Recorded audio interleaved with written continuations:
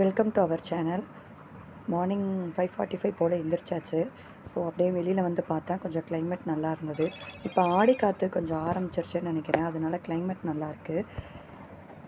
வெயில் சுத்தமாக இல்லை. மார்னிங் வந்து ஒரு 5:30 to 6 பார்த்திங்கன்னா நல்லா இருந்தது கிளைமேட்டு. லைட்டாக காற்றடிச்சிட்டு நாங்கள் வந்து மேலே இருக்கிறோம், மாடியில் இருக்கிறோம். அத்தை மாமா கீழே இருப்பாங்க.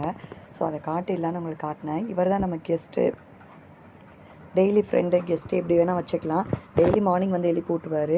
மொபைலில் திருப்பினா கேமரா ஃபோன் எடுக்கலான்னு சொல்லி அவரை கேப்சர் பண்ணலான்னு அவர் பயந்துட்டு ஓடிட்டார்.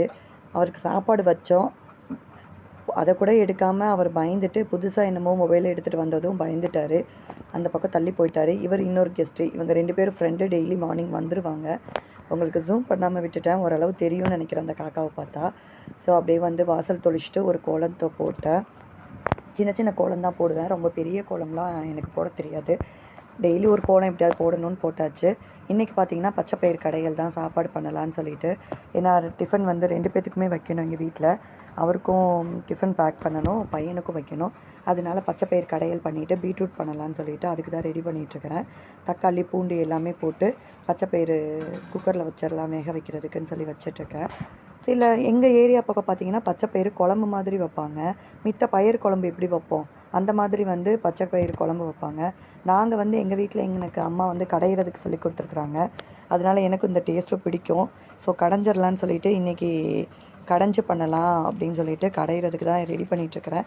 மஞ்சத்தூள் போட்டு உப்பு போட்டு க்ளோஸ் பண்ணிட்டோன்னா வச்சிடலான்ட்டு ரெடி பண்ணிகிட்ருக்கேன் பச்சை பயிருக்கு.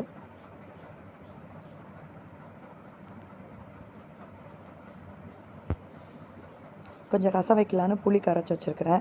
பிள்ளைங்க இருக்கிற இடத்துல டெய்லி ரசம் கொஞ்சம் இருக்க வேண்டியதாக இருக்குது. கிட்ஸ் இருக்கிற இடத்துல சாப்பிட்றாங்களோ இல்லையோ, ஒரு நேரம் கேட்குறாங்க, ஒரு நேரம் வேண்டான்னு சொல்லிடுவாங்க. ஸோ அதனால் கொஞ்சமாக வந்து ரசம் வச்சுக்கலான்னு புளி ஊற வச்சு வச்சுருக்குறோம். வந்து குக்கரை வச்சு விட்டு வந்து துணியை ஊற வச்சிடலான்னு சொல்லி வந்தேன்.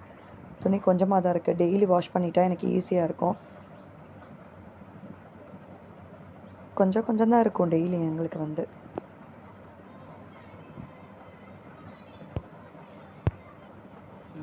இந்த காயை மெயினாக இன்ட்ரடியூஸ் பண்ணலான்னு சொல்லிட்டு தான் உங்களுக்கு வந்தேன். எங்கள் ஏரியாவில் இது எல்லாத்துக்குமே தெரியும், அதலக்கான்னு சொல்லுவாங்க. உங்கள் ஏரியா சைடு இந்த காய் வந்து சாப்பிட்ருக்கீங்களா இல்லை எப்படின்னு எனக்கு வந்து கமெண்ட்ஸில் மறக்காமல் பின் பண்ணுங்கள். ஏன்னா எனக்கு தெரியாது இந்த காய் பற்றி. வெளியில் உங்களுக்கு தெரியுமா என்னன்னு சொல்லிட்டு. மதுரையில் மேக்ஸிமம் இந்த காய் வந்து இந்த இந்த எப்படி சொல்கிறது, இந்த ஜூன் ஜூலைக்கு அப்புறம் வந்து இந்த காய் வந்து நிறைய காட்டு சைடு வந்து கிடைக்கும் எங்களுக்கு. ஃப்யூச்சரில் உங்களுக்கு வீடியோவில் நான் அப்லோட் பண்ணுறதா இருந்தால் நான் செடி கொண்டு எல்லாமே போடுறேன். பீட்ரூட் பண்ணலான்னு சொல்லியிருந்தேன் இல்லைங்களா, அதனால் காய் கட் பண்ணி வச்சிட்டேன். இது வந்து பருப்பு வெந்துருச்சு. எங்கள் பையனுக்கு மார்னிங் வந்து வெறும் பருப்பு மட்டும் தான் கொடுப்பேன். ஒன் ஆர் 2 டேஸ் வந்து வீக்லி வந்து அந்த மாதிரி நான் பண்ணுவேன். வெறும் பருப்பு மட்டும் கொடுத்து ஃபுட்டை வந்து சாப்பாடை வந்து கட் பண்ணிடுவேன். ஸோ அதை கொஞ்சம் எடுத்து வச்சு அவருக்கு எடுத்து வச்சிடலான்னு தனியாக எடுத்து வச்சுருக்கேன்.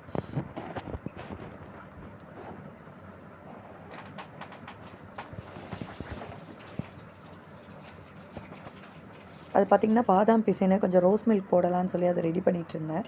இதுதான் அதலக்காய். கொஞ்சம் வெங்காயம் நிறையா போட்டு பண்ணணும். இதுக்கு வந்து டேஸ்ட் நல்லாயிருக்கும். டேஸ்ட்டோ எப்படி என்ன டேஸ்ட்டுன்னு கேட்டிங்கன்னா கசப்பு தான். பாவக்காய் மாதிரி கொஞ்சம் கசப்பாக இருக்கும். ரொம்பலாம் இது பண்ண முடியாது. வெங்காயம் போடுறதுனால ஈக்குவல் ஆயிரும் டேஸ்ட்டு. பாவக்காய் ரொம்ப கசக்கிற மாதிரி இது அந்தளவு இருக்காது. வெங்காயம் போடுறதுனால நல்லாயிருக்கும் பார்க்குறதுக்கு. பையனுக்கு வந்து கொஞ்சமாக கேர்டு உப்பு போட்டு அந்த எடுத்து வச்சோம் இல்லைங்களா, அந்த பச்சை பயிரை மட்டும் ஒரு ஸ்பூன் போட்டு கொடுத்துட்டேன்னா சாப்பிட்டுப்பார் அவராகவும். இது வந்து நெய் கொஞ்சம் பசங்களுக்கு தீந்துருச்சு, சின்னதில் மாற்றி வச்சுக்கலாம் அப்படின்னு சொல்லிட்டு கொஞ்சமாக எடுத்து வச்சுட்டுருக்கிறேன். நெய் பார்த்திங்கன்னா எங்கள் அக்கா தான் எனக்கு கொடுப்பான். பசங்களுக்குன்னு சொல்லி எடுத்து வச்சுருவா கொஞ்சமாக. ஊருக்கு போகிறப்போ இல்லை அம்மா கிட்ட கொஞ்சமாக கொடுத்து விடுவான். அதை வச்சே நான் மேனேஜ் பண்ணிப்பேன். தீந்துருச்சுன்னு சொன்னால் கொடுப்பாங்க. இல்லைனாலும் அம்மாட்ட முன்னாடியே சொல்லிடுவேன் தீரப்போகுதுன்னு. அக்கா வீட்டுக்கு போகிறப்ப எனக்கு வாங்கிட்டு வந்துடுவாங்க. இது பசு நெய், அதனால தான் வெளியில் வாங்குறதில்ல. எங்கள் அக்காவே பிள்ளைங்களுக்குன்னு சொல்லி கொஞ்சமாக நெய் எடுத்து கொடுத்துருவா.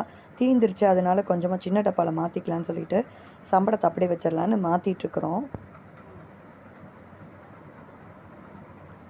அவருக்கு டிஃபன் பேக் பண்ணியாச்சு. பீட்ரூட்டு கொஞ்சம் அந்த அதலக்காய் சொன்னேன் இல்லைங்களா, அதுவும் கொஞ்சம் வச்சுருக்கிறேன். சாப்பாடு வச்சுட்டு ரைஸ் வச்சுட்டு பச்சை பயிறு கடைகள் வந்து ஊற்றிருக்கிறேன். சபரிக்கு எங்கள் பையனுக்கு வந்து கொய்யாப்பழமும் அவங்க பாட்டி கொடுத்த பொரி உருண்டையும் தான் இன்றைக்கி ஸ்நாக்ஸாக கொடுத்து விட்றேன். கொஞ்சம் கொய்யாப்பழத்தில் வந்து தேன் ஊற்றிருந்தேன். உங்களுக்கு அது வீடியோ கேப்சர் பண்ணலை. கொஞ்சம் கொய்யாப்பழத்துக்கு மேலே நான் கொஞ்சம் தேன் ஊற்றிடுவேன். இது வந்து மாமா வந்து ஊருக்குள்ளே வியாபாரத்துக்கு கிளம்புறாரு. சரி உங்களுக்கு காட்டிடலான்னு சொல்லிட்டு காட்டுறேன். போயிட்டு ஒரு 12:00 போல் வருவார். 9:00 போவார். நாங்கள் பால்வாடிக்கு ஒரு 10 மணிக்கு போவோம். அவர் ஒரு 12, 1:00 போல் அவர் வேலையை முடிச்சுட்டு வியாபாரத்துக்கு போயிட்டு வந்துடுவார். அவ்வளோதான், இந்த வீடியோ இதோட க்ளோஸ் பண்ணிக்கிறேன். பாப்பாவை கூட்டிகிட்டு பால்வாடி கிளம்புறனால. தேங்க்யூ ஃபார் வாட்சிங். Please like and share and subscribe.